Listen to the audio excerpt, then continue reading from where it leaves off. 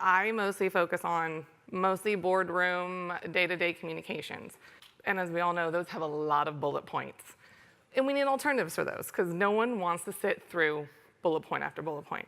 So we're going to take a look at some ways to mix them up, so that when you get 20 bullet slides, you can turn them around with something other than bullets.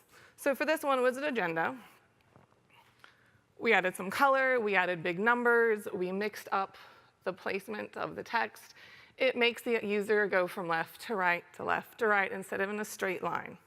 Can focus a little bit more, and if you continue it, you can use that agenda throughout the slide or out the deck.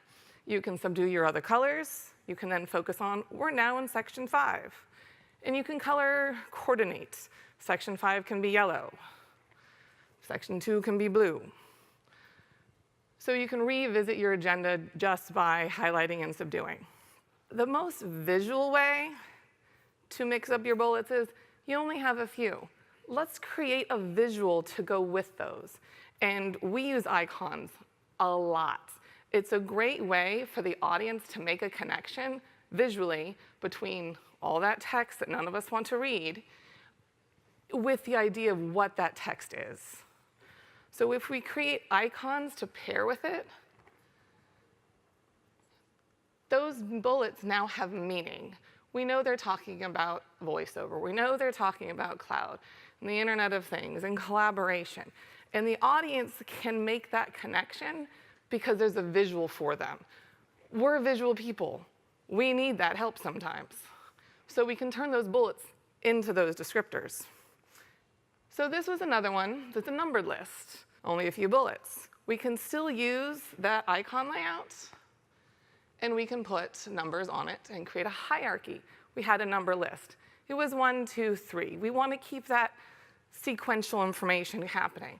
So we have our first icon, our second, and our third.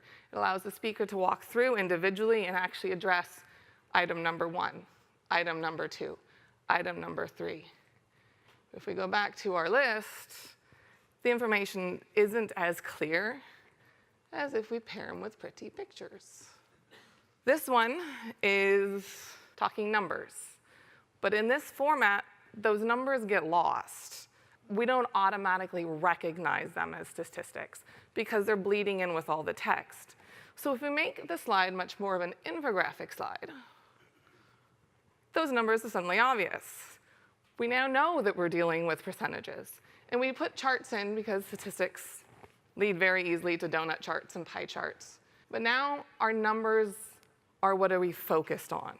We changed our title. It's no longer that standard format of title, bullets. We've kind of mixed it up a little bit. It makes the whole thing much more visually engaging to the audience. I don't know about you, but I'd much rather look at this than the previous one. This is a couple bullet points. And we could have used icons, but to make it more visually interesting for our audience, let's turn it into a diagram. Let's take that title, the product group planning, let's put it in the center of the page. That title is now the focus of what we're looking at.